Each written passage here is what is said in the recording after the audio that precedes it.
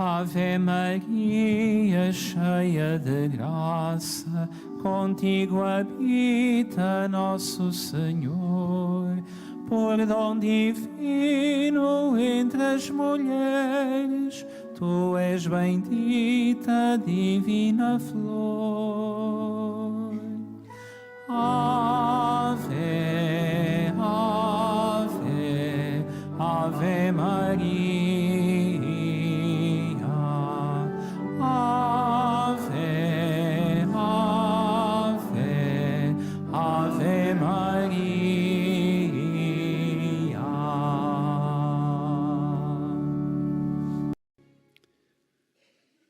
O Senhor esteja convosco. Ele está no meio de nós. Evangelho de nosso Senhor Jesus Cristo, segundo São Mateus. Glória a vós, Senhor.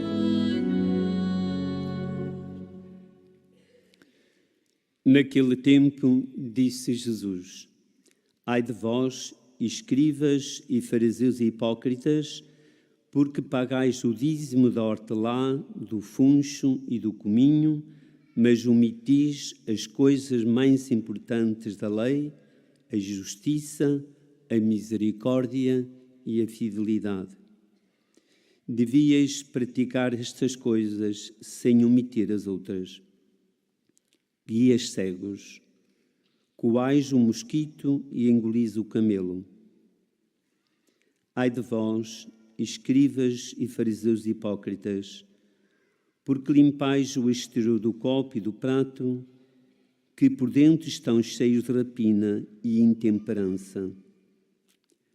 Fariseu cego, limpa primeiro o interior do copo e do prato, para que também o exterior fique limpo. Palavra da salvação. Glória a vós, Senhor.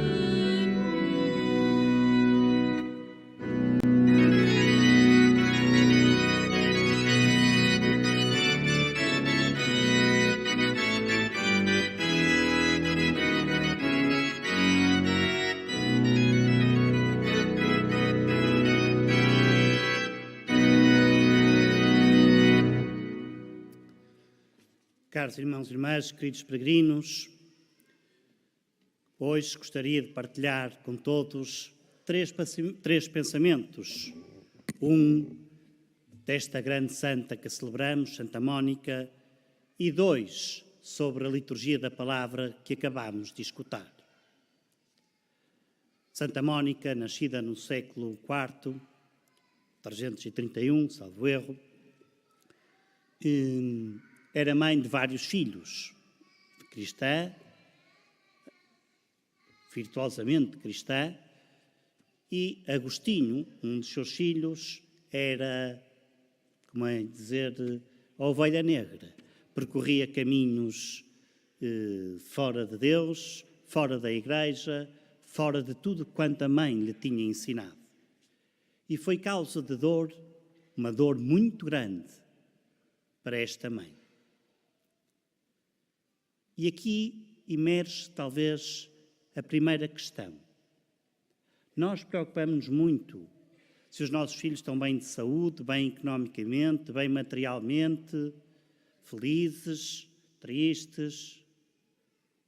Mas será que nós choramos porque o nosso filho vive em pecado? Que é a morte das mortes? Que é a morte eterna? Quando olhamos para os nossos filhos, apenas vemos os nossos filhos no plano temporal desta vida? Que pode durar 100 anos, 114, 130, sei lá, se existe alguém com 130 anos, mas que pode durar meses. Quantos jovens morrem? Como é que nós, pais, olhamos para os nossos filhos? Quais são as nossas maiores preocupações? Em todos os escritos de Santa Mónica e de Santo Agostinho, bem, se querem ter uma ideia de quando Santo Agostinho escreveu, Se cada um de nós escrever, copiar, não é escrever, é copiar o que ele escreveu 8 horas por dia, demorava 30 anos. A copiar. Ele escrevia sem ser a copiar.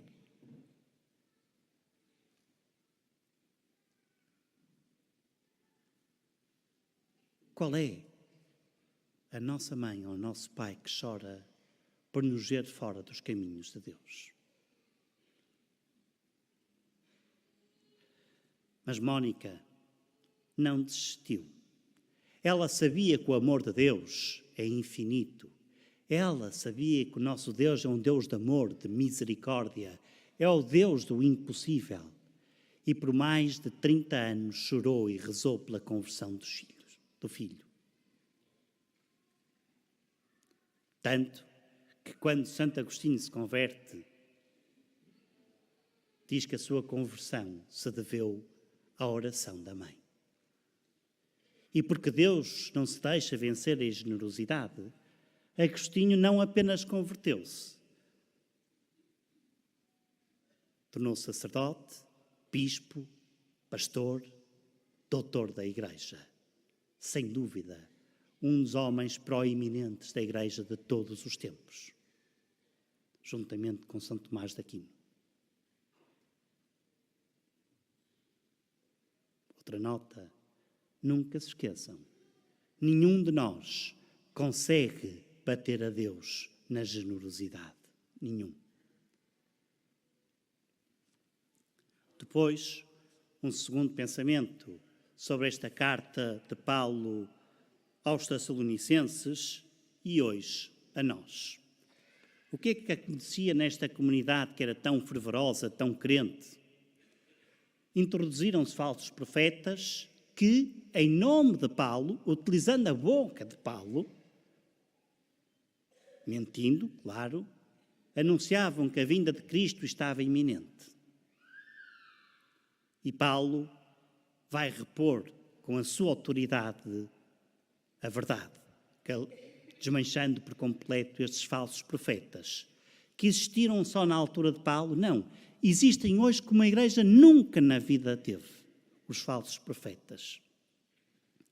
Quantos milhões de cristãos começam a seguir falsas aparições, falsas mensagens, falsas profecias, caem até no ridículo, a sério. Vou-vos contar uma porque é de bradar aos céus. Há uma profecia que diz: quem for o último a comungar vai receber mais graças porque vai ter mais tempo Jesus. Olhem o ridículo disto. E quem comungou primeiro não vai ter mais tempo Jesus também? E, no entanto, vê-se isto, vê-se perfeitamente pessoas a irem para o último lugar. Caem no ridículo. Podemos comungar mais na mão ou na boca, depende da sensibilidade de cada um, do respeito de cada um. Mas uma coisa é certa, na mão ou na boca, nenhuma das coisas é superior a receber Jesus no coração. É para onde Jesus vai.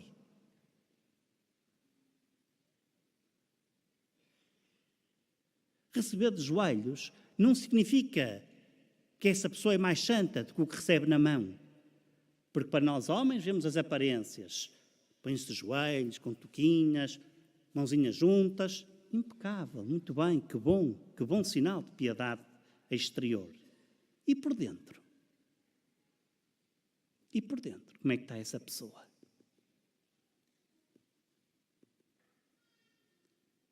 Queridos irmãos e irmãs, não duvidem. Se queremos estar com Deus, temos que estar com a Igreja. Ponto. Não se está com Deus quando se sai fora da Igreja. E há cristãos que se tornaram doutores da lei totalmente, sabem mais que os padres, que o Papa, criticam o Papa, pedem demissão do Papa. Bem, é loucura total os tempos em que vivemos. Sejam perseverantes e alcançareis a salvação das vossas almas. Um terceiro pensamento da leitura do Evangelho de Mateus vem no seguimento do que já ouvimos ontem, estas palavras duras, impensáveis quase, saírem da boca de Jesus, mas não há dúvida, saíram. Ai de vós, escribas e fariseus, hipócritas. Hipócritas. Custa-nos um bocadinho pensar que Jesus utiliza esta palavra, não custa? Mas sabem que a verdade é a verdade. Eu não posso camuflar a verdade. E Jesus é a verdade. Hipócrita é todo aquele que diz uma coisa e faz outra. É todo aquele, e tantos nós há, que anuncia uma coisa da boca para fora e até com gestos exteriores e por dentro é incoerência total e absoluta. Essas pessoas têm, na palavra de Jesus, este nome, hipócritas. E porquê? Porque estas pessoas enganavam os outros com a sua boca, mas depois, na prática, no seu interior, faziam exatamente o contrário. Ora, o que é que Jesus vê? O exterior ou o interior? Todos sabem a resposta, não sabem? O homem vê as aparências. Deus vê o interior, o coração. E, no entanto, estas palavras duras de Jesus, hipócritas, lavai primeiro o prato e o copo por dentro, para que fique também a brilhar por fora. E quantos cristãos vivem precisamente nesta incoerência de vida? Quantos cristãos, irmãos e irmãs, isto é terrível, porque é um sacrilégio. Vão-se confessar e tentam enganar o padre, que naturalmente, porque não é Deus, conseguem, com o seu choradinho, com os seus enganos, com as suas palavrinhas, com a sua história mal contada, só dizendo aquilo que lhe interessa. E se o padre não cair na esparradela, vão à procura de outro padre, até que outro padre lhe diga, na sua inocência, o que a pessoa quer ouvir, porque caiu na armadilha. Agora eu pergunto, nós na confissão não nos confessamos ao padre, confessamos a Deus. Alguém consegue enganar a Deus? Ninguém. E sabem o que acontece? Quando eu me vou confessar e tento enganar ao padre, saio de lá pior do que entrei.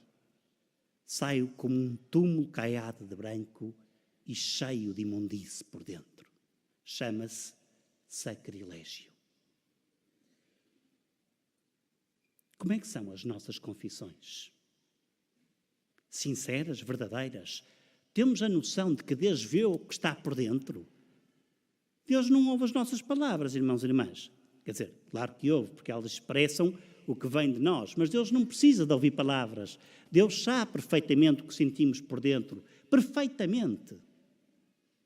Portanto, sabe perfeitamente se o estamos a enganar ou a querer enganar, porque nunca conseguimos enganar a Deus.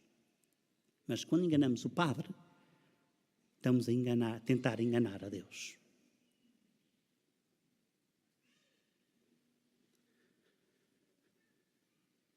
Caros peregrinos, pensemos, que vida levamos nós?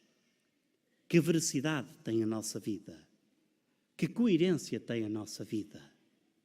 Pensemos, como já disse, com o que é que nos preocupa mais em relação aos nossos filhos? E pensemos também se o que seguimos é a Igreja ou as falsas doutrinas e profecias. Que Maria, a Mãe da Verdade, seja para nós o caminho seguro que nos conduz até ao céu.